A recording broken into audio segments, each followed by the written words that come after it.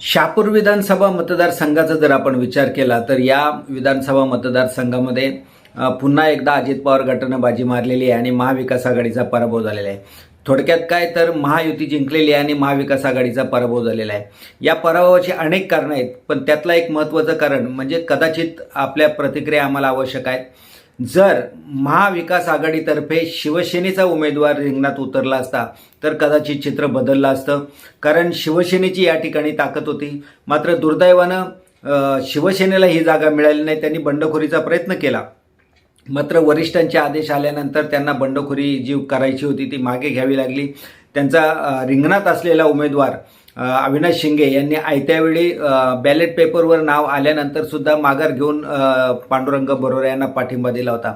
मात्र खरं म्हणजे तितका उशीर खूप झाला होता आणि आपल्याला अर्ज माघारी घ्यावा लागलाय ही सल कदाचित शिवसैनिकांच्या मनामध्ये असेल। त्याच्यामुळं हा जो निसटता पराभव पांडुरंग बरोरा यांचा झालेला आहे।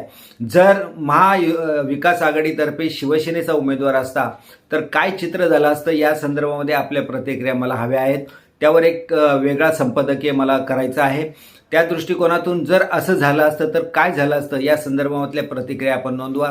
त्याचबरोबर आणखीन महत्त्वाचं की महाविकास आघाडी विरुद्ध महायुतीच्या लढ्यामध्ये महाविकास आघाडीचा पराभव तर झालाच आहे, परंतु या महाविकास आघाडीच्या पराभवामध्ये शिवसेनेचं सुद्धा मोठ्या प्रमाणामध्ये नुकसान झालं आहे, कारण शिवसेना वेगवेगळ्या भागामध्ये विभागली गेलेली आहे। आगामी स्थानिक स्वराज्य संस्थांच्या निवडणुकीमध्ये ही जी पोकळी निर्माण झालेली आहे किंवा हे जे गटतट निर्माण झालेले आहेत याच्यामध्ये शिवसेना कशी सावरणार आणि त्याही दृष्टिकोनातून नेमकं काय करायला हवं याबाबतच्याही आपल्या प्रतिक्रिया तुमच्या माध्यमातून आमच्यापर्यंत पोचवा। आम्ही त्या शिवसेनेच्या जे काही प्रमुख पदाधिकारी आहेत त्यांच्यापर्यंत पोचू।